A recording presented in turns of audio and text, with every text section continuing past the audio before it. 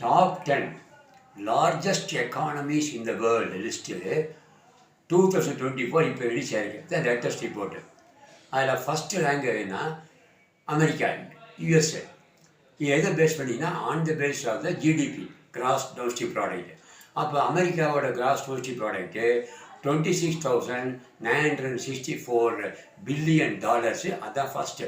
அதுக்கு செகண்ட் பார்த்தீங்கன்னா China, $17,740 billion.